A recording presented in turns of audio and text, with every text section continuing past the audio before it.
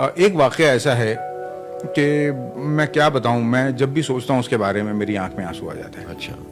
वो वाक़या ये है कि बॉम्बे में एक मुज़ाफ़ात में एक बस्ती है ट्रॉम्बे, जहाँ पे बाबा एटॉमिक रिसर्च है, उसके पास एक झुग्गी झोपड़पट्टी है। वहाँ पे 10वीं के रिजल्ट लगे थे, तो 10वीं के रिजल्ट के बाद जो है होता है कि आप इंटरव्यू करते हो, ये मेरिट में आया है, वो मेरिट में। तो वहाँ की झुग्गी झोपड़पट्टी के एक माजूर बच्चे का, जिसे अब लोग हैंडीकैप नहीं कहते हैं बल्कि डिफरेंटली एबल्ड कहते हैं, तो ऐसे बच्चे को 74% की हासिल करने पे मेरिट लिस्ट में उसको मकाम मिला था। तो मुझसे कहा गया कि उसका इंटरव्यू करूं। मैं गया, मैं उसके इंटरव्यू के लिए, तो मैंने देखा कि वो बच्चा इतना डिसेबल्ड था कि वो खुद से चल भी नहीं सकता था, वो रेंगता था, दोनों पैरों से और दोनों हाथों से माजूर था वो, और आइडियल स्कूल में पढ़ा हुआ था।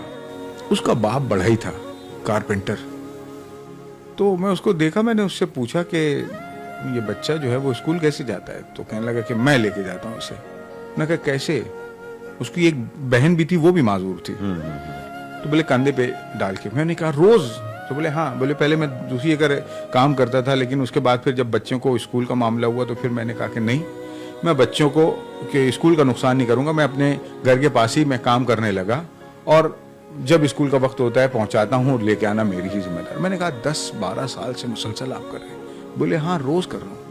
मैंने कहा आपको बोझ नहीं लगता? कहा नहीं। बोले मुझे तो एक अजीब सी खुशी होती है, मैं बच्चों को जब आते देखता हूँ, जब थका देखता हूँ, जब खुश देखता हूँ, तो बोले वो तो मेरी जिंदगी की ग़िज़ा है। बेशक। फिर ये हुआ, अब मेरी स्टोरी वो जो है उर्दू मराठी सब में चली। तो उस वक्त आबा करके आर पाटिल महाराष्ट्र के डिप्टी चीफ मिनिस्टर थे, उन्होंने उस स्टोरी को मराठी में देखा और बाकायदा ईटीवी में फोन करके कहा कि इस बच्ची की जिंदगी भर की पढ़ाई का जो खर्च होगा वो मैं उठाऊंगा।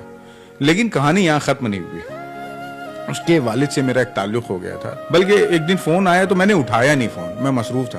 फिर मैंने फोन लगाया तो सलाम दुआ के बाद मैंने कहा और कैसे हैं आप? तो बोले अच्छा हूँ। मैंने कहा आपका फोन आया था, माफ कीजिए मैं काम में मसरूफ था, नहीं उठा पाया। तो उन्होंने कहा नहीं, बोले असल में एक खबर आपको देनी थी।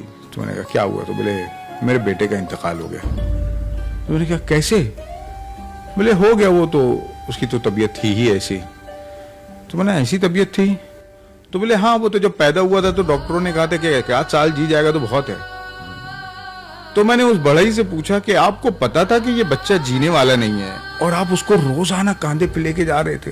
मैंने कहा उमूमन ये है कि माँ बाप के दिल में एक लालच तो होती है कि मैं बच्चों के पीछे मेहनत कर रहा हूं तो मेरा बच्चा बड़ा होकर के कामयाब होगा तो मेरा आखिरी वक्त में मेरा सहारा बनेगा। आपको तो पता था। तो उस बढ़ई ने मुझसे कहा कि इम्तियाज भाई, क्या सिर्फ इसलिए कि